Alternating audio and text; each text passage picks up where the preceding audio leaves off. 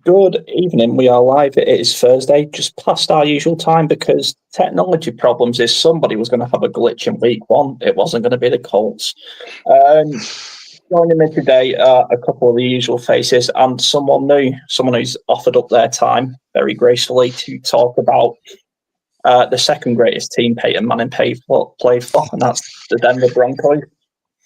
Dave, thanks for joining us and sticking through these technical issues. First of all, would you like to introduce yourself and a bit about what you do? I listened to your show you did with Ed earlier on the Final Down. Is that right? Yeah. So it's Final Down NFL podcast. It started off with the host Jim and a friend of his who was self-titled called Jim and the King. That soon went for a Burton because one of them gave up, and I think we're at about 400 episodes in now, but you can listen without having to go through our extensive back catalogue. So it all started off, I think last season Ed came on and did the prediction show that we did. And then in the summer, I was getting a bit bored of not having any football. So we did a drop-in show where we were focused on each individual team. And I wanted the Colts to be one of them because I was excited for what the Colts would be this season. I'm sure more on that later. But yeah, I tend to do a couple of shows a week, mostly back-to-back, and sometimes release stuff through Patreon as well. So yeah, it's myself, Hannah, who's a Seahawks fan, almost said Saints, Seahawks fan, and Punk, who is a Raiders fan, and then Jim, who unfortunately supports the Steelers. So yeah, every now and again we have a row and then a podcast breaks out. Tends to be the way that we go with it. Nice. So Dave, before we get to you and thanking you for doing us a favour by beating Tennessee and proving that a rookie QB doesn't fix everything. Ed, Nathan, quite optimistic after week one. Yeah, for sure. I mean, if anybody's checked out our Monday episode, I think we could have titled it "Genuine Disbelief." The first 5 minutes are just me and Harrison kind of fanboying the fact that for the first time in 13 years, we're 1-0. Yeah, how does that feel, Ed? Oh man, it's incredible. I wasn't expecting the buzz to kind of last as long as it did, but then I rewatched the game highlights and regave myself the buzz again, which was great because it's always great when you rewatch a game because there's bits that you kind of forget. So like one bit that it's not that I forgot, but you know, there's certain plays that you rewatch. Like, oh yeah, like I'd forgotten or like I hadn't remembered that bit had happened. But one play in particular that I had kind of slipped my mind amongst all the record-breaking Daniel Jones 7 drives, 7 scores talk was the Nick Cross sack. I'd completely like not overlooked it, but it kind of just got bundled down. But what a play that was, by the way, bringing your safety up there and just completely annihilating to it. Because yes, mate. I'm sorry to burst your bubble, but that's just called a blitz. I know we haven't seen it with Gus Bradley, but that's called a blitz play. You're right. I'm. That's probably why Tua was so surprised. He was just not expecting anything like that from the Indianapolis Colts. That it was just he couldn't believe it. But no, don't worry, Ed. You'll see a lot of those this weekend. Don't worry. You'll get used to it pretty sharpish. Don't worry. I'm sure, but I mean, just on that particular play, it just made me realise one thing we have talked about all off season. One of the biggest acquisitions the Colts could have made and will prove to be is Lou Anarumo. You know, that defense in that one game gives me so much hope. I know it's going to be tested a lot more sternly. I'm not foolish. The Dolphins were miles off it. That narrative has annoyed me a little bit this week, that it's been more about that the Dolphins were that bad. They were, but the Colts were that good as well. I think, you know, that both things can be true. We did play a really good game against maybe obliging opposition, no doubt. But that's why I'm so excited about this weekend, because I really think this is going to be a real test. And I think we'll learn a lot more about our team this weekend. But yeah, buzzing. Yeah, we'll talk a little bit about the Colts. Dave's been very patient and is letting us talk about the Colts. We talked a bit about it on Monday now, I think it was, Ed. And I've got to say, my favourite play is Daniel Jones's hard count to just put Chuck Robinson on his arse, and I hope we see that with Denver's D-line. I didn't stop laughing for about 15 minutes. Fantastic. I just say Dave, as well, just before you go on, sorry, man, just before you go on, there was one more play that I did just want to say, because it's another one that, again, I just highlighted when I watched it back. I think it was Daniel Jones' second touchdown, rushing touchdown. If you look, he actually tried to give the ball to DJ Giddens first time to try and get him for a score on his debut, and he got stuffed, and obviously Daniel Jones then just took it and ran it in himself. But I thought that was really cool from the quarterback to try and give a rookie running back the opportunity. You know, we were on I think it was the 1 or 2 yard line, try and give him an opportunity to score a touchdown on his debut. I just thought that was a really cool idea. Obviously, he did it once, thought, well, this ain't working, I'll do it myself. But the idea was still nice. On the topic of DJ Giddens, how nice was it to finally see a player who can produce whilst Taylor's on the sidelines? You know, we've been waiting a while for that. I think he ended the game on 44 rushing yards, which is, you know, certainly nothing to you know, write home about. But just really nice to see someone, you know, competently fill that spot whilst Taylor's getting you know, getting his legs rested a little bit. Yeah, totally agree. Yeah. Sorry, Harrison, I said to get that in. That's all right. So, Dave, I'm going to come to you now. Before we get into how you guys did versus Tennessee, and before you come into the house of Daniel Jones, the league MVP, did you get a chance to see any of the Colts Dolphins, even if it was just the highlights? You're on mute, buddy.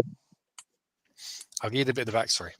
Rookie error, by the way. He thought after 400 episodes I'd have got that down by now. So a bit of the backstory on this. As I mentioned, Ed came on and we did the summer show, and everyone called it a Colts love, and to a certain extent it kind of was. We do our final one of the summer is where we do hot takes. My hot takes usually aren't all that successful because they're kind of a bit spicy. And my one this year was Daniel Jones, 25 touchdowns, 4,000 passing yards. And everyone piled on like an absolute buffoon. Part of the reason for it is because I don't think Daniel Jones is that bad a QB. And also, I'm a huge Shane Steichen fan. I think that combination is the recipe for success. When you actually do the maths, 4,000 yards is instantly attainable if he plays every game, especially with the weapons that he's got as well.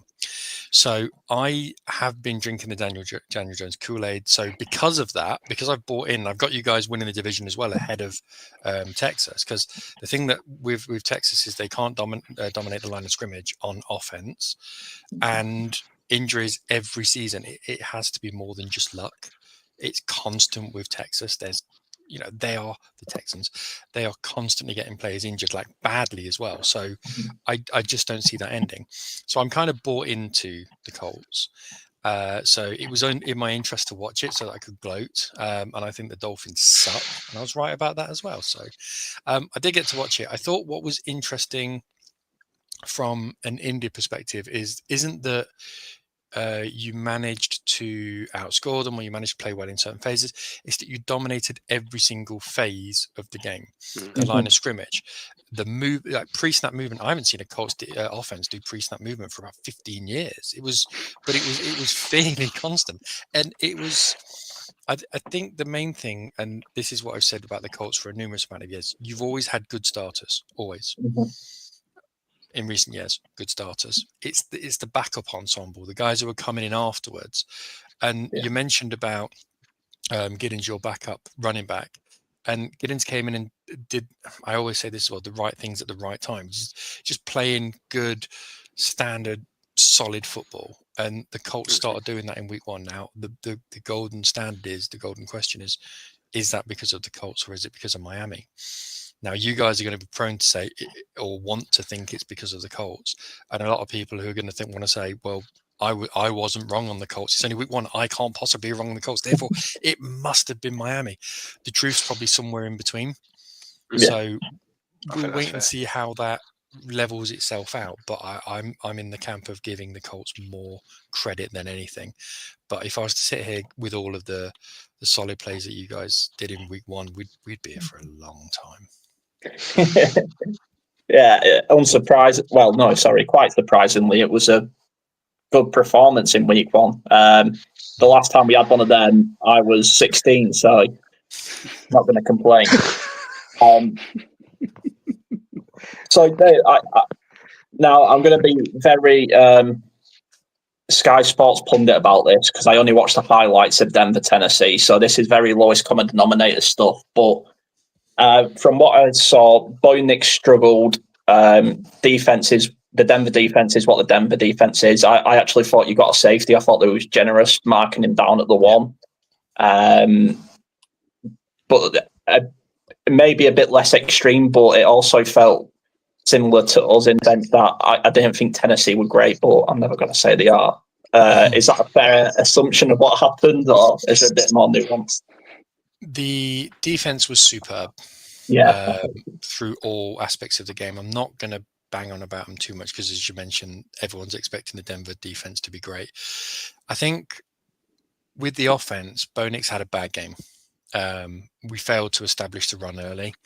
We dominated the line of scrimmage. There's no doubt about that. And also the penalties that Tennessee made a lot of noise coming into the game about not shooting themselves in the foot, and then they got double-digit penalties for 160 yards or some stupid hoax.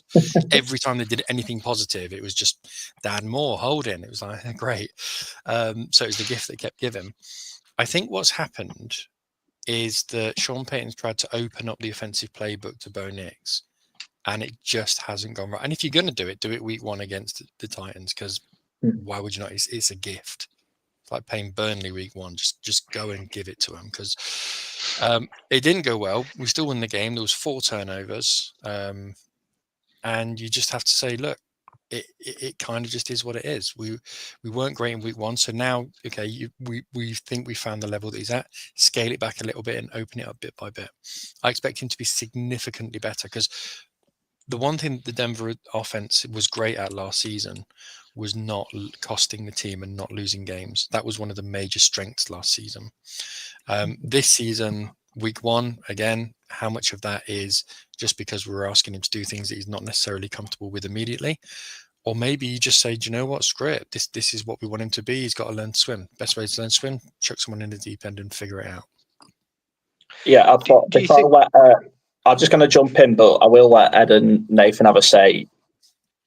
I was a bit worried for him because the interception was a bit like, I didn't understand what he saw there. I think maybe a bit too much time to think.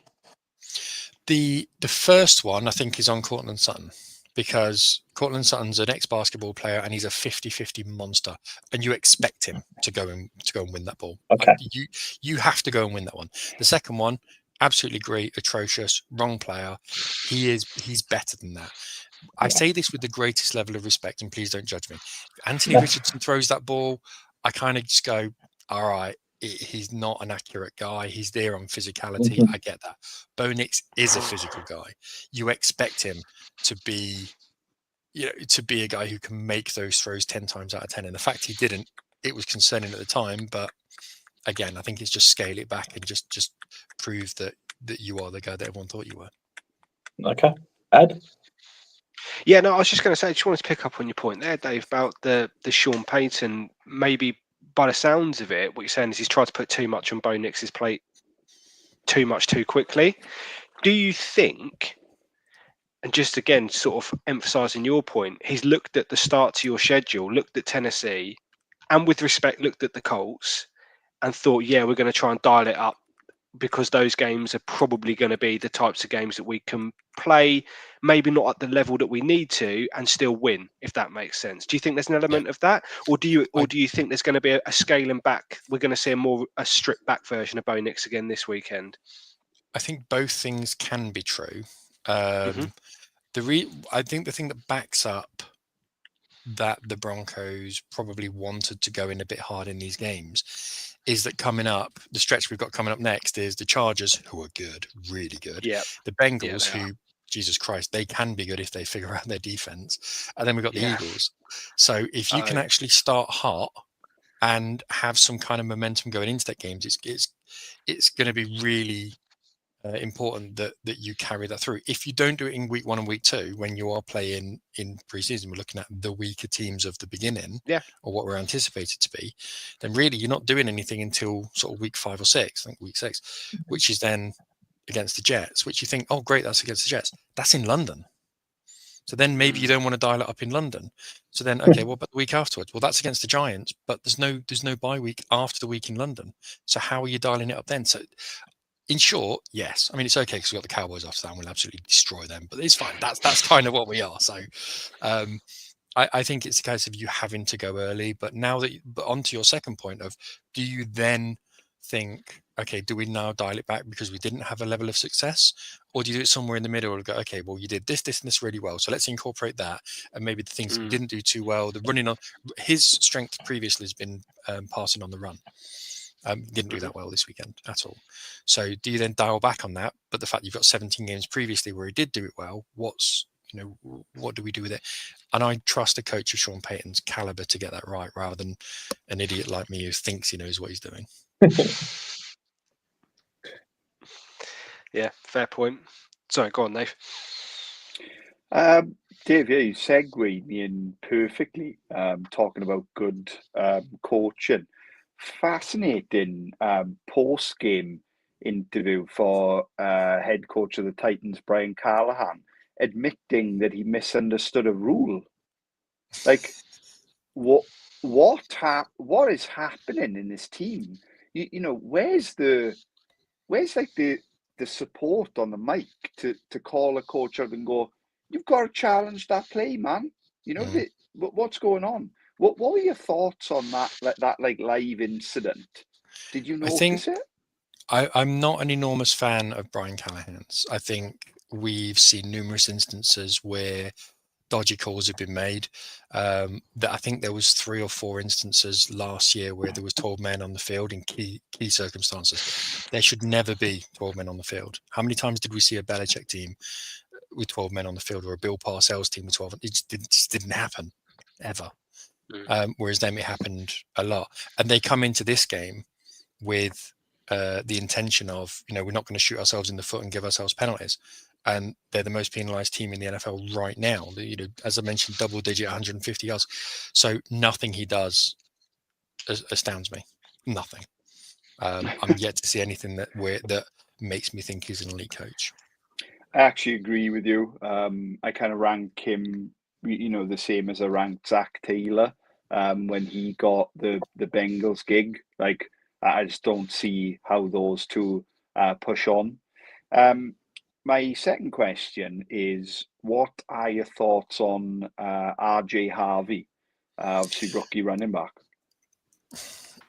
It's difficult because I haven't watched a lot of UCF, and he's 5'8". And I used to go out with a bird who was 5'8", and she was not tall. I don't think she was built like RJ Harvey, in all honesty, but I can't see her taking a hit from Latu. So, listen, we've got an enormous amount of experience with running backs who aren't. So yeah, I apologize. You're going to have a huge amount of experience with running backs who aren't the stoutest. But the fact is, he is, week 1 he did pretty well. He moves well. I don't think we've got the fleet of foot offensive line to be able to help having an outside runner. We need a guy who's going to put his foot in the dirt and hit the A gap. And I think that's kind of what we've got J.K. Dobbins for. So yeah, I just think that he's not going to be that productive in year 1. I think we probably move out Ben Powers and Luke Wattenberg next year, because Wattenberg's in his 3rd year, but he's like 28, and he's our centre at the moment. And he came in basically as a backup because it didn't work out with Alex Forsyth. So I think we probably make some changes on the line and get a little bit more movement, because Ben Powers is not the guy to be running behind if you want an outside runner. But overall, I think he's good. I think. Yeah, I kind of fell in love with, like, I'm a big fan. I love my fantasy football, and I really fell in love with kind of like the the hype of if he's in the fifth or sixth round, you got to take him, and I did in one league. So I'm really hopeful that Peyton can kind of turn him into that gadget guy that I think he was drafted to be. But yeah, really interested to get your thoughts there. Thank you.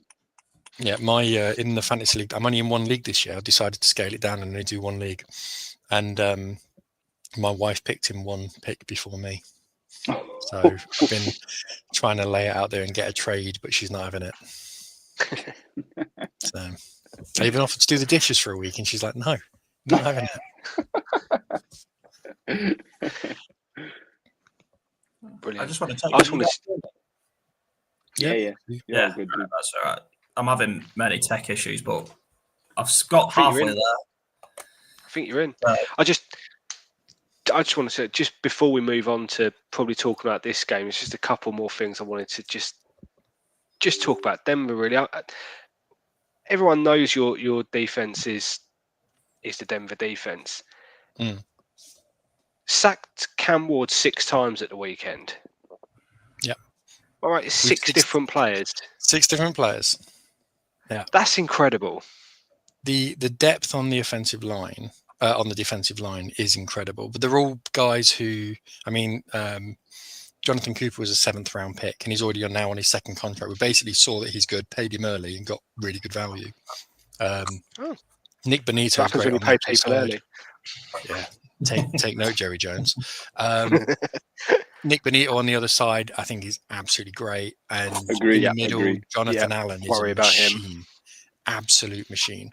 But it's all the way through. So even if you look at John Franklin Myers, offers him incredible value. We got him for a song from the Jets. I can't believe the Jets let him go. We got DJ Jones, who's a nose tackle, who's just a run eater in the middle. But again, he can still get there. And then we talked about sort of 2nd string players coming up. Jonah Ellis, I'm a huge fan of. He was a 3rd round pick a couple of years ago, I think. And we've also got a special teams player who's going to be an outside pass rusher, a guy called Q Robinson. You won't see him this season. He's from Alabama. You won't see him this season. It's fine. Don't worry. He's a 4th round pick. Next season, once he's developing, he'll be another monster on the offensive line. We've also drafted Savion Jones. Savion Jones came in as well. He also played in the SEC. He was a 3rd round pick, and he's going to be a guy who's going to be able to pass rush this season. We'll see him sort of towards the end of the year. And you got players like Dontre Tillman, blah blah blah. It's consistent, and we're able to trade plays in, trade plays out, and keep everyone fresh. And of course, it being in Denver means that everyone else is blowing out their arse while we're still nice and fresh. So it is an advantage. Yeah, I mean, I'm just looking at. I was looking at the PFF. Obviously, everybody has their thoughts, but their highest graded edge defenders week 1, joint first, with Nick Bonito and Laiatu Latu. Yeah, which I thought was quite interesting. Although it's a shame Laiatu Latu's out for the season, though, isn't it? He's not out for the season. Would you stop saying that? He didn't train today. You don't know that for certain, though, do you? No, it's a double bluff by Shane Steichen. I mean, whatever Shane Steichen says, you can assume the opposite will happen anyway. So if he says something, don't believe a word of it. So I will wait for Sunday to see if he's suited up. But yeah, he didn't practice today, which would be a real that will be a loss for the Colts. There's no point denying it. It definitely will be a loss. But yeah, that just sort of stood out to me. Like I say, it was a bit of a red zone watch for me. Just my takeaway from your game against Tennessee was I just think that Denver did what they had to do. I think it was just one of those games. You just win it. Do you know what I mean? Like, it doesn't matter if it looks pretty. Doesn't matter. It's a week 1 win. You move on. And as a Colts fan, we know all about a week 1 win, don't we, fellas? Week 1 wins what it's all about. Only the best teams can win week 1. But that was kind of my my view. Just got it done. If you're going to have a few, like you said, if you're going to have a few wrinkles and a few like trying to sort stuff out, that's the time to do it. Well, pre-season's time to do it, really. But if not, that's as good as a pre-season, isn't it? Week 1 against Tennessee. As long as you can, because Miami had a few wrinkles, and yeah, they're coming out worse than they went in. Which I'm happy well, exactly that. Yeah, exactly that. But yeah, I mean, what are your thoughts in general? Because you're in a tough division, the AFC West. Like you've already alluded to it, the Chargers look really good. The Chiefs, who I know you love the Chiefs, the Chiefs are the Chiefs. And the Raiders got a good win away at I mean, I don't think many people had them winning that game at the Patriots at the weekend. And Pete Carroll will have them competitive. So it's a really tough division. What are your kind of thoughts for the year for Denver? Well, I'll start from the bottom and work my way up. Raiders. Yeah, so there's a lot of questions there. No, it's fine. The Raiders, I think, have made some incredible changes in the offseason. Mark Davis is no longer really in charge. It's now an investment group who are coming in, so they've got a few quid to play with. They have a total of 66 people in the back office. 44 of those were changed in the offseason. So it's an incredible amount of people who are new faces, and you have to it takes time to oil that machine. There's a new GM, new head coach, new coordinators all the way around, new quarterback, new running back. There's new people on the offensive line. You name it, it's effectively a brand new organization. That takes time. Yes, they might have won week 1, they might win week 2 and week 3. Over the course of the season, I don't see them being able to keep pace with the Chargers, Broncos, and Chiefs. But in the long term, they're doing all the right things and putting those right stepping stones in place. I've got them finishing 4th. 3rd, I've got the Chiefs. A couple of reasons. Number 1, because it's a bit of a hate pick. And number 2, I think there are gaps on the offense and defense, both sides of it. I don't think they did what they needed to address their gaps in the offseason. I don't think they've got a number 1 wide receiver. I don't buy in this Rashee Rice being an all singing, all dancing number 1 wide receiver. They don't have any semblance of a ground game. I just think there's too many holes. I think Denver's defense can make inroads against them. I've got Denver finishing 2nd, and I'll segue on to the Chargers, who I've got winning the division. Chargers are it's very easy, basic, solid, fundamental football. It's as simple as that. They will beat you up and then smile at you while they're doing it. And I think Harbaugh is going to be the difference in making them that good. As long as they start running the ball, because what Herbert did in Brazil, I don't think is sustainable. No, he was awesome. Do you have Denver making a postseason? Yeah, of course. I've got us winning the Super Bowl. What are you talking about? Just because we don't win the division. Every year I've got us winning the Super Bowl. Even when Trevor Simeon was our quarterback, I was like, well, there's an outside chance. You never know. God, Harrison sounds like you. If you're not in it to win the Super Bowl, then what's the point, right? Yeah. Tell that to a Jets fan, though. No, so both teams had a relatively successful week 1. Again, Dave, we don't get to say this very often, so I am going to say it as much as possible. The Colts are amazing. But you are coming into the House of the League MVP, the House of Manning, the House of Luck. How do you fancy your chances on Sunday? Well, first of all, I see it more of the House of the Combine than anything else. The Pajama Olympics home. I'm kidding. I think the key battle is going to be the Broncos pass rush against the Colts offensive line. Yeah. The main reason I say that, I'm going to bring out a stat that's probably well trodden already. But against the Dolphins, Daniel Jones dropped back 33 times. He was not pressured, and that's not put under restraint. That's pressured in any way to throw the ball on 25 of those 33 passes. That is effectively 7-on-7, just passing drills. If that happens against Denver, I will eat mine, yours, and everyone's hat, along with the hair that's on your head. It's going to be a very different game for Daniel Jones, and how he handles that could be the key. If he handles it really, really well, it's going to be difficult for the Denver offense to keep up, because there's going to have to be a big swing on that side of it. It's all about, I think, and boiling it down even further, I think it's about your offensive line. If you can keep that pass rush at bay without giving too many penalties away, because the Denver offense is Denver pass rush is relentless. It keeps going. It keeps going. It keeps going. It's non-stop. And we just find that teams constantly hold.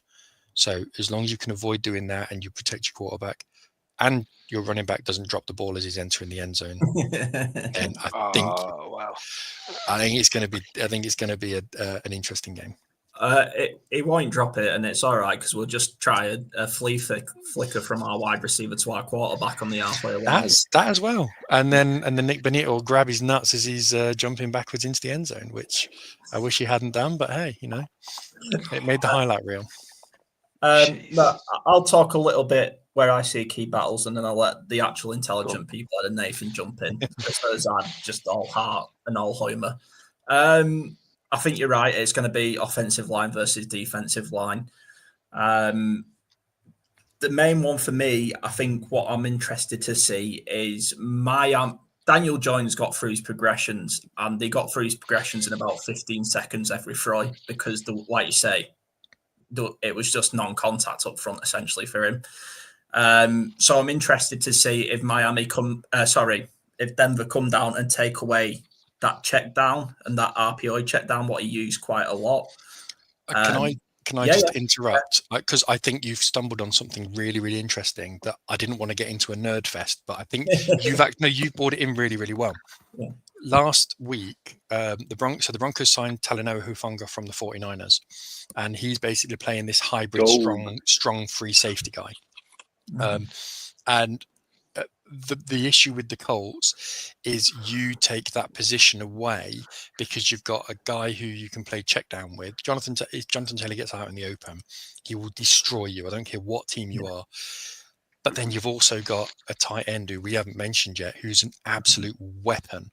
And I don't mean a weapon like a Cowboys fan's an absolute weapon. I mean an actual weapon. So you have to then use that gadget defensive player as go, okay, which one do you do? Because you can't constantly get both. And the one thing that you will see against the Broncos this season is we are susceptible to a big play because of the way we play. We actually blitz the pass on like 58% of our plays. So it's constant and it's non-stop and it's relentless. And you will get a big shot over the top. You absolutely will. It's fundamental. It will happen. Mm-hmm. But that Hufanga gadget play between your guy who's going to be opening your little sort of little short curls or little slants into your tight end, that's going to be really, really key. Sorry, I interrupted. Carry on. No, it's I was just going to say I don't think Daniel Jones is going to have the time to go through his progressions like he did last Sunday, and I think it's interesting for us because we still don't know what the Colts are. And I think it's fair to say we didn't go through any what's the word? Adversity. Yeah, we didn't go through any adversity on Sunday. It was we scored on every single play. When you do that, you are going to win football games. It wasn't like he's thrown an interception, he's gone 3 and out, and he's had to drag the team back into it, which could happen this week. So that's the interesting battle for me. Daniel Jones's release time versus realizing this isn't Miami. Yeah. I just think, sorry, Harrison, I just think on that, I think this Sunday I think we're going to see more of the reason why Steichen selected Daniel Jones as his quarterback this Sunday for exactly what you've just said there, because he's going to do exactly what Steichen tells him to do. We saw a little bit of that on Sunday with Steichen. Nathan was chatting about it on Monday. I thought he said it brilliantly. But Steichen was in his bag on Sunday, was pulling out all of his plays because you could see the kind of trust that he had, first of all, with the quarterback that would just do the simple things well, and obviously a defense that he could trust. But I think this Sunday, that's exactly, I think you're absolutely right there, because I think Steichen is a brilliant footballing mind. And that's one of the things I've written down on my list here was the coaching battle that I'm intrigued to see here between Steichen, Lou Anarumo, Sean Payton. I think there's some big footballing knowledge there. And I think that's why he wanted to go with someone like Daniel Jones, who he can just read the plays to and just get the ball out quickly and do what I need to do. Whereas Richardson, as much as I love him, did sometimes struggle with that. We know that. Would go off script a little bit and it could all fall apart. So I just wanted to jump in on that point there and just say I think that's one of the key reasons why Daniel Jones has won this battle. I'm not sure that Shane Steichen was using the depth of his playbook. I think that Miami was so bad. Yeah. I think he was just trying shit. Like they were so bad. It's like, I'm going to try this thing. We've not really spoken about it. Daniel Jones has got what? He's got close to 100 games under his belt. I think he was just trying stuff. Like, do you know what? We're just going to try 4 verticals and then run a couple of guys under the flat and see what we get.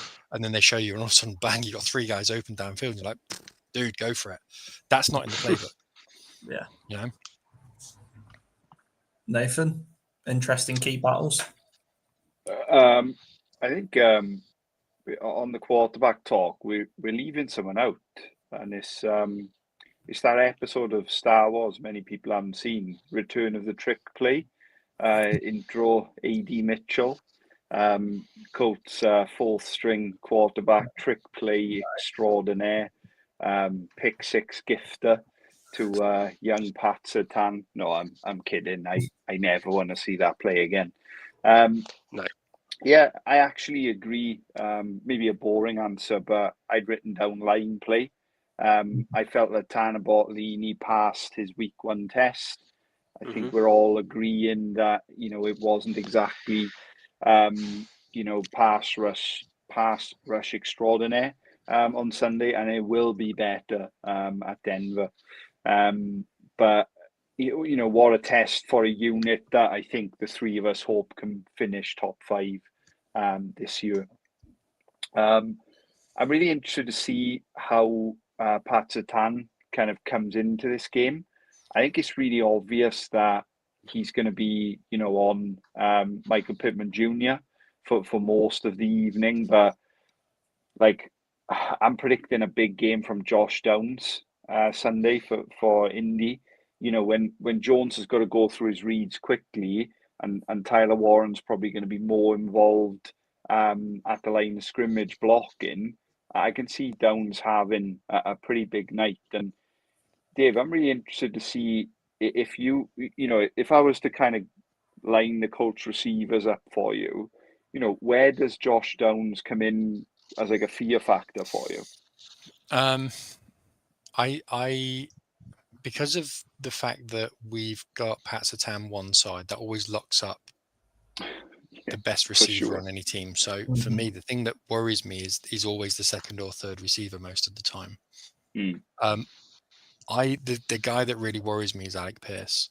I remember Pierce when he was at Arizona, and I remember seeing him just on a go route, and he absolutely tore the arse off the cornerback who he was playing against. I was like, Jesus Christ, who is this guy? And it's just that's just raw speed that worries me. So Josh Downs, I mean, anyone who plays on the NFL is going to be talented, but Alex Pierce's speed is what really does worry me, because Riley Moss, who's the other corner, and Sade Barron, who's probably going to be end up playing nickel, and Jaquan McMillian as well, who's also going to be back there. Those 3 are very good, but not the fastest. It wouldn't surprise me if we move PS2 into some kind of hybrid man zone, into saying, okay, if you start to see Alec Pierce really getting it going, and we are seeing Daniel Jones have time, then maybe you need to start covering that deep threat, because that can be 60, 70, 80 yards if he gets going. Yeah. Dave, Jimmy's joined us. Port Vale. Sorry, man, it's Port Vale. Those listening to the episode, Jimmy's commented, why is Dave wearing Colts blue? He is not. He is wearing Port Vale, I'm afraid. He's one of I'm us. not even a Port Vale fan. Us. That's the thing. I'm a Nottingham Forest fan. So, I mean, Dave, this is a better test for both teams, I would say, than their week 1 opponents. For me, you're right. Alec Pierce is a very underrated wide receiver, and what? So on defense, what's going to be the main point of attack for Denver, and on offense, what's going to be the main point of attack? Because for the Colts, I see it as, who do we force Denver to cover? Do we force them to load the box and watch JT? Do we force them to come short to Downs and Warren, and potentially leave Pittman or Pierce open like we saw a couple of times against Miami? And on the defense, I mean, this is a new defense to us, right? We are still getting to learn this defense. It's just nice that we're not sat in cover 3 all the time. So I can't really give you what I see us doing, but I see us trying to force Bo Nix out of the pocket more than anything, because he did look quite uncomfortable against Tennessee out of the pocket. Yeah. On defense, the biggest issue is going to be the pass rush. What that might end up doing is hurrying Daniel Jones, and hopefully, with the greatest respect that you guys are well behind, and it's going to force him to throw the ball down the field, then it's interceptions. And we see that a lot, where we end up getting interceptions because you're having to force the ball down the field, and there is space down the field because we end up pushing so many forward. That's the story of defense. In terms of offense, you're talking bubble screens, you're talking short game, big yards. I don't think we try and push the ball down the field as much as we did. We still can't establish the run, haven't been able to since we had CJ Anderson. Thanks, Melvin Gordon. And I just think it's all about you guys protecting what Denver. I'm going to word this really badly. We will take what you give us, so you can't give us anything. Do you get what I mean by that? If you give us the easy stuff, we'll take it, say thank you, shake your hand, and then we'll take it again on the next play. You need to make the Broncos go over the top, go man for man, and be brave. So many teams don't do that against a rookie quarterback, because I mean he's the start of his second season. Let's be honest. You have to be brave and force him to go over the top, and if you do, just trust yourself and go man for man. If you don't, it will be a lot easier for him. I mean, your mate Jimmy, what looks shaky about Nix? Oh, Michael take operating a Fox. Michael J. Fox operating. Nathan, Ed, where do you see the Colts going? Where do you see the Broncos going? Well, in this game in particular, or in this game in particular. I think we've covered the most of it. I think where the game's going to be won and lost. I think for me, what's concerning me, and I'm just going to talk about the Colts a little bit here, is the injury report. So we've touched on it a little bit so far, but Javarius Ward's obviously in concussion protocol. That will be a big loss. It's unlikely he's going to be ready to go Sunday. Jaylon Jones, I think, is probably going to end up going to IR. So our corner room, which we already know, boys, has been decimated. It went from our strength to sort of nobody left very, very quickly. Is again looking a little bit bare. So that worries me. And the biggest one, which sort of came in the last hour or so, was Laiatu Latu not practicing today, which I know we've already sort of joked about. But that hamstring injury potentially is worse than they said. He will be a massive loss if he doesn't suit up on Sunday. That can't be ignored. Where do I see the game going? I actually think I was listening to a pod the other day, and somebody said that they thought this game was going to be like a fun game to watch. I don't think it'll be a fun game to watch. I think it'll be a tactical game. And I don't mean it won't be fun to watch, Dave, because I think Denver are going to win before you say that. If that's where you were going with that. No, I don't think. I think it's going to be a more a tactical game and a game of hard yards. I think is the way that I would describe this game. What do you think, Dave?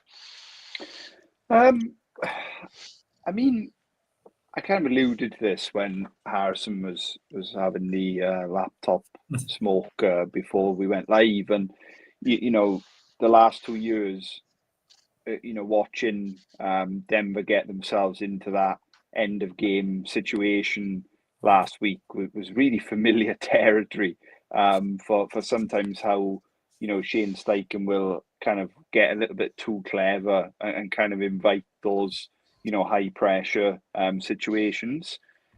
That's what I'm looking for from Shane this week, is just to not be too smart. I joked about the AD Mitchell call last game, but what was the purpose in that? I understand that sometimes you want to get the momentum back in a game, but against Denver's defense, we're probably not going to have the momentum for most of it. For me, coaching's key, and Shane just just making it easy for Dan at the end of the day. We've covered the pass rush a lot this episode, so that read needs to be quick and it needs to be easy. I'm really interested to see if Tyler Warren features as much as he did in week 1. Yeah, me too, truthfully. I think we're into Warren Downs territory, and hopefully, Downs can put himself on some radars after week 2. I do unfortunately agree that I think Denver will win this game, and I think it'll be decided in the last 2 minutes. I think it's going to be a blowout either way. I think it'll be a change of possession type of win. What the Broncos have done recently, which is contrary to what most teams do, is win the toss and get first possession. Most teams refer and let the other team go first, so you get first possession in the second half. Sean Payton typically doesn't do that. Go out, score first, make the other team and come and go toe-to-toe with you. Did that last week, did it numerous times towards the end of last season. So if the Broncos score on their first set of possessions and then the Colts do same again after it could end up being an absolute barnstormer. If the Broncos punt early, then it could end up being an absolute stalemate. Watch out for our punter, by the way. He's an absolute superstar, as much as a superstar as a punter can be. So I think we drafted him in the 5th or the 6th. He's got the most accurate foot of a punter I've ever seen. I know this is getting bad where we're talking about punters at the end of a podcast, but he just lands it inside the 10-yard line every single time, and it's a huge weapon when you've got a defense that can pass rush and you're pinning teams back. And that's what you mentioned, the safety that should have been a safety earlier on. Yeah. In the last game, that's because of the punts that were putting them right back on against the backs along the line rather than just kicking out of the end zone, starting at the 25. So before we get into predictions for the game and then the season, a couple of things. We love a superstar punter. We are the home of the best punter ever, and best media personality ever, Pat McAfee. Second thing, I don't agree with the rule, but now I'm speaking to a Denver fan, I get to bring it up. Nobody should have to declare onside kicks apart from Sean Payton. He should be the only person who should have to declare it. I mean, it should be the Saints that have to declare it, not Sean Payton. I know it was in the corner. It's just Sean Payton. I'm pointing on it at Sean Payton. I think that anyone should be able to do an onside kick at any point. It's part of the game. Just I don't like this. Just not in the Super Bowl against the Colts, but no, it's a stupid rule. I just finally had the chance to bring that up to someone who's supporting Sean Payton. But I think it is going to come down to the coaching. I think Shane Steichen, when he likes to script his first 15, is genuinely quite excellent at scripting a great 15 plays. It could go either way after that. He can either overthink himself and double passes and run into a brick wall, or he can do what he did against Miami. And I don't need to mention the heritage and history of Sean Payton, who is an established coach and veteran of the league. So predictions for the game. I'll go last, Dave. I'm going to let you go first, being our guest, but also homerism is extremely encouraged on this podcast. 17-0. Every team is going 17-0. Well, every the NFL do all of their pundits, many of whom you've never heard of, but they always say who they think is gonna win. Everyone went points in the 20s, so I don't think anyone's thinking it's going to be a low-scoring game or a particularly high-scoring game. I subscribe to that as well. I think I'm gonna go Broncos 28 and Colts 21. I don't think it's going to be a massive sort of blowout either way. I think it's going to be fairly close. And I think whoever said it will come down to the last 2 minutes, I think it was you, Ed. I think it's a good chance that something happens where you guys have got the opportunity to go down and draw towards the end of the game and something happens, an interception, fumble, or something like that. So that's the way I see it. If it works out like that now, I look like an absolute genius, by the way. Ed? Yeah, this is a tough one because before the season started, as part of my stuff I do with the huddle, we were given a list of all the games and asked to make predictions for the whole season.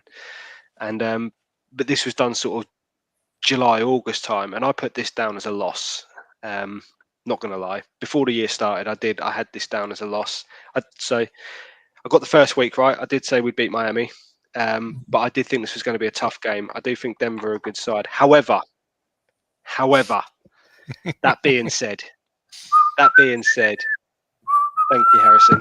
Hype me up, thank you. I think the Colts played much better on Sunday than any of us could have anticipated. Yes, the Dolphins were crap, but we played much better than any of us could have anticipated. I think this game's going to tell us a lot more about the Colts than it is about Denver. And by that, I mean, Dave, even if the Colts do win on Sunday, if I was a Denver fan, it probably wouldn't concern me, if that makes sense. I don't think this is a game that's going to really kind of define your season, whereas I think I'm not saying it's a game defining for us second week in, but I think it's going to give us as Colts fans a lot more of an idea of where we are as a team than we did last week. Is the defense as good as we think it is? Is Danny Dimes going to be MVP as we all think he's going to be now after week one? Go on. I can see your. No. I think you're right, but I think it'll tell you what to know about your offense. That you'll come up against much better offenses in Denver's. You'll come up with much more extravagant sort of play calling and things like that. So I think you'll know more about your offense. Absolutely. Not sure about the defense though, but I think you're right. I do think you're right. Yeah, I agree. I mean, all I would say is you don't know how bad our defense was last year. So I do. We played you. Well, you did. Yeah, that's right. Actually, you did see it firsthand. So I mean, I know what you're saying about your offense, but it is still a good offense. But you're right. Yeah, I hear what you're saying. But back to my point. Yeah, I had this down as a loss, but I have gone full circle. I think it'll be very close. I think it'll be low scoring. I'm going Colts 20, Denver 17, one score game. Nathan? Sorry to interrupt. I've interrupted you a couple of times, Nathan. Nice. No, please do. If you're talking about getting to know what offense you've got, I think the week after this you've got the Titans. I don't think that's going to tell you all that much. Yeah, we know about your defense and what's going to happen. So I think you'll be fine there. I think after that there's a run of games where you got the Rams, the Raiders, you got the Chargers. Light work. Yeah. There's a good chance after those games. There's only 3 or 4 games there. You're going to know exactly who you are. Who you are. I'm not sure that this is it, but yeah. I think we'll have there's no two ways about it.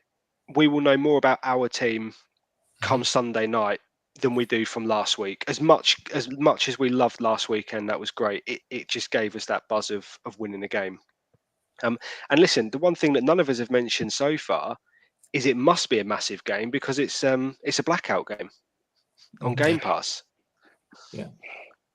And you got the Chiefs and the Eagles playing at the same sort of time. So it is massive. Let's not underestimate that. Massive game. Sorry, go on, Dave. If you need to, you can still watch it on Bet365, by the way. Just saying. Yeah. There's always a way. So, yeah. I have the score as 24-21 to the Broncos. Good. I honestly think that'll be. It's going to sound so stupid, but I think if we win, it'll be 24-21 as well. I'm sticking by my prediction that this is going to be a tight game, and in the fourth quarter, it sounds so cliche and boring, but the best coach will win, and I generally think it'll be in a field goal. The kind of fantasizing guy in my head agrees with Dave. I can see us being pinned back, having to go kind of 80, 90 yards and just not doing it. And then obviously a bit of Peyton magic will get the field goal win. This is a game I had as a loss in kind of my own predictions before the season started. But yeah, I've got a 24-21 to Denver. Okay. We'll soon have to swap you out for Dave, but we'll calm down. I've got the jersey for it. I was going to say, he's even wearing the blue. Yeah. I'm going to be completely real and say I think how important this game is going under the radar because of how early it is in the season. These are two AFC teams that were there or thereabouts last year, and arguably because Denver won, they made the playoffs. 100%. Yeah. Jonathan Taylor is going to look to put that right, hopefully. And even Shane Steichen, because he got a lot of stick, especially from me, because of that loss. And I think the Colts beating Miami in week one, yeah, you can talk about the highs and the lows and who was bad and who was not, but beating Miami in week one and already getting one over and both teams already getting one over on another AFC team has just for me hyped this game even up even more and made it even more important. I know it's early in the season. People are like, oh, it's all right, it's early in the season, but this could be one you look back on when whoever wins, you go, holy shit, that was a really important win. But that being said, boys, we have the MVP of the league. Are you saying that as a Denver fan or as a Colts fan? Just wondering. Yeah. I'm talking about Riley Leonard Day, so don't worry about that. No, I would not expect anything other than someone to support the ONT. I refuse to pick against the Colts, even like you were saying earlier, Dave, when you've got a quarterback who's not great, and you're like, well, there's an outside chance, we learn to live with it. And it's quite simple. This Colts train has just started rolling, and it's going to gather speed, so fast. They're going to go 17-9. You don't need to that. There it is. They're going to go 17-9.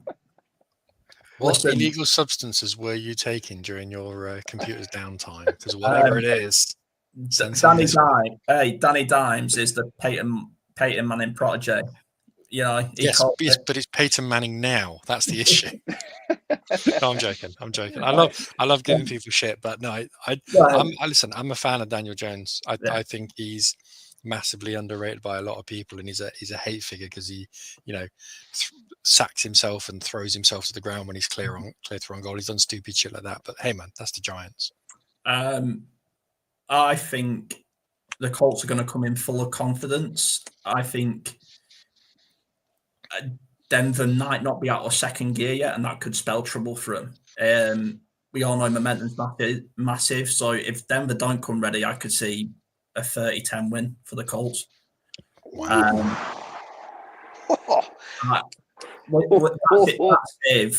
That's my thinking is when you are it's okay, well and good winning in second gear, but when you are in second gear, if you come up against a team that's flying, it's hard to get up there.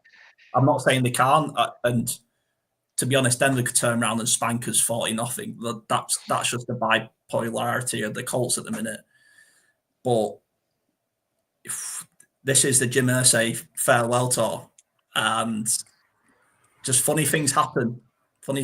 So I'm going for a Colts win.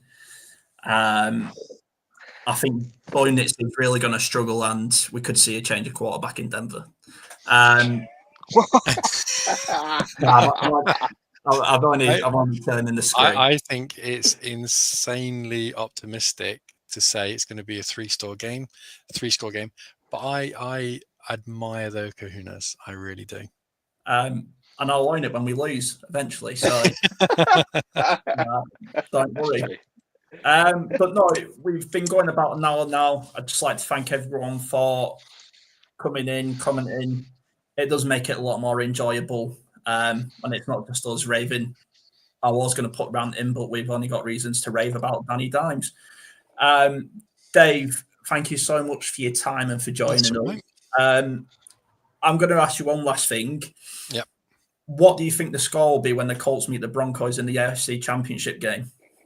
70-0. We'll hang it on you.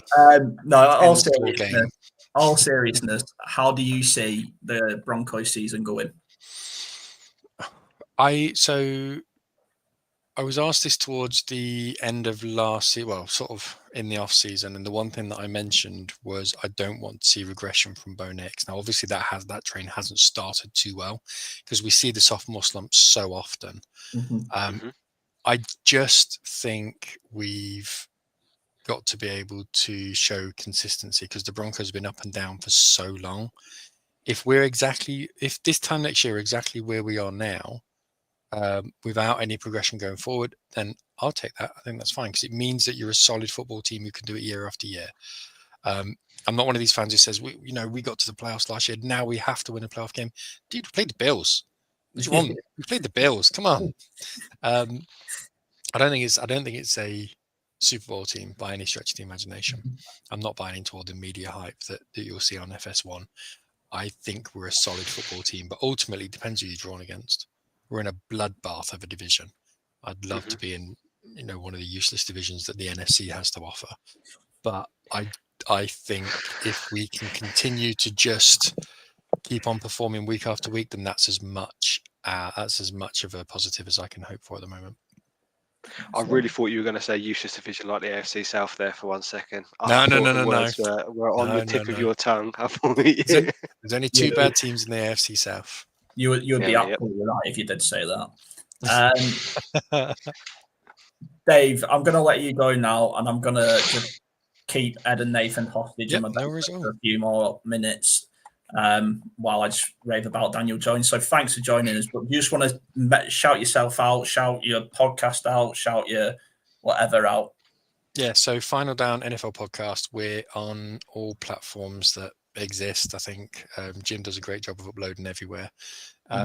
And we, as I say, we have a review show of what happened last week. We have a preview show of the following week. I kind of like the preview show, to be honest, because it's a bit more bantery and off the cuff.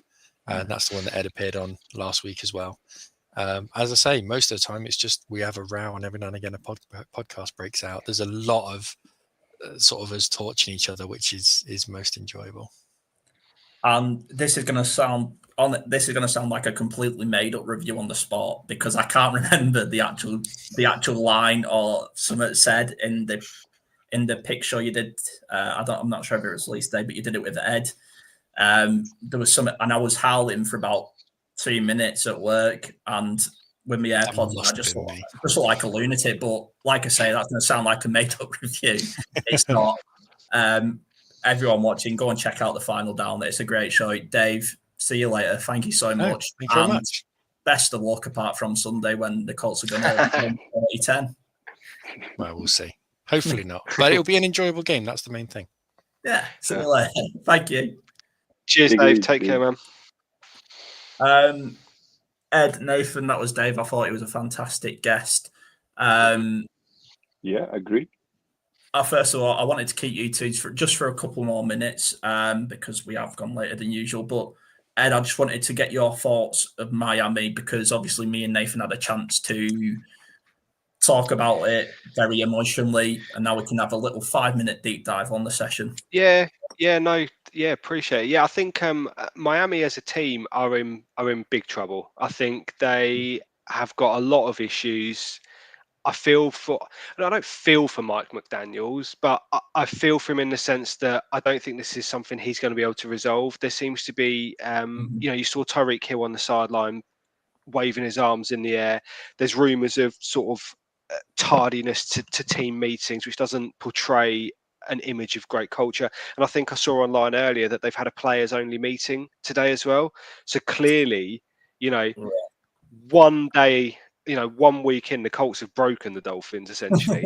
One thing I did want to say, and we talked about it on our show a lot already, so I don't want to go over it, but about the trenches and how that's going to be important on Sunday. Our O-line on Sunday was fantastic.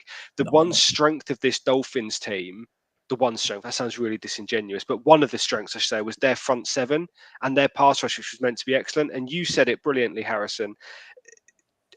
Chop Robinson got sent to the chip shop, I think was your line, which had me howling, to be honest with you. I thought it was a brilliant line, but that was meant to be a strength, and our O line was superb. Bearing in mind that you, like Nathan said, Tanner Bortolini, first year starter. Matt Gonzalez has been asked to move inside. He's played tackle pretty much his whole life. I believe this is the first time he's played inside, and he was superb as well. And obviously, Big Q's Big Q, isn't he? The geezer's just an absolute. He's just Q, and he's just one of the. I mean, he's a Hall of Famer right there. But I thought our O-line was fantastic, and that's again, I'm really interested on Sunday to see how good it is, if that makes sense. That's what I'm most excited for Sunday. I just want to see how good it is. But yeah, man, Miami, I feel for their fans, they're in for a long season, I think, unfortunately, based on that. Week 1 overreaction. Nathan, did you have anything to add? Was there anything you wanted to touch on? No, I'm pretty much covered everything I want to say, and it always sucks to go against our team, but I really do think that this is going to be. It was just like, obviously it was nice to watch the Titans lose on Sunday, right, as a division rival, but it just felt so familiar. That kind of like head scratch in game management. You kind of hand the team an opportunity on a plate, and I was just thinking, I can see this happening next week, and I can actually see it coming from a turnover from Jones too, where we'll see what the fan reaction's like then. Mm-hmm. But yeah, it's Sunday's going to be a great game, and can't believe we've moved out of the 6 o'clock slot already. I'm surprised. I think we have, right? Yeah. It's moved this game to 9:05. Yeah, I'm sure it was moved, which shows that someone cares. It has, because I'm pretty sure we talked about this, and we only had one 9 o'clock kickoff this year in the off season, and it was like November time. I swear it was. Yeah.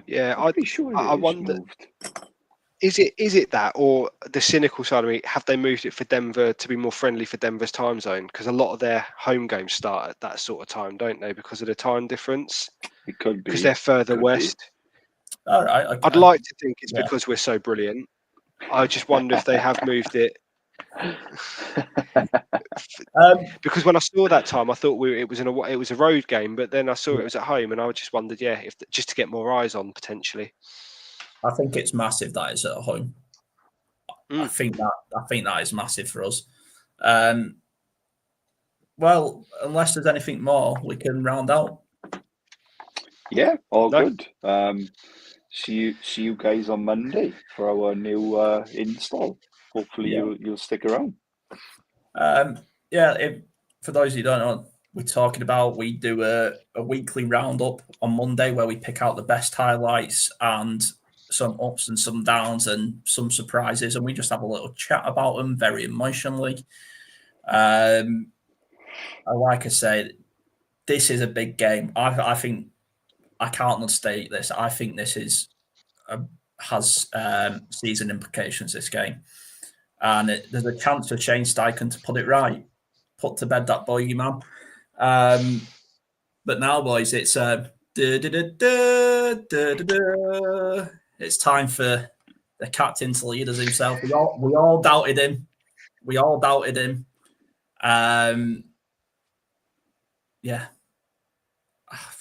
I'm so happy the Colts. I'm literally still enjoying that the Colts won the season opener. That's why I couldn't think of anything. I just want to say, right, before you press close stream, let's get this in.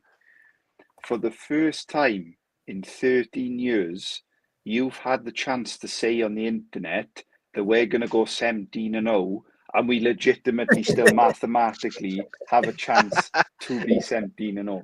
So I think we need to celebrate that, and we need to call this episode on Spotify the 17-0 episode with Dave from Denver. I really think we should celebrate that. So you've heard it here first. Nathan's claimed the Indianapolis Colts are going 17-0. Join us on Monday after the Colts 30, Denver 0. Thank you all for watching. We've been Southbound. Goodbye.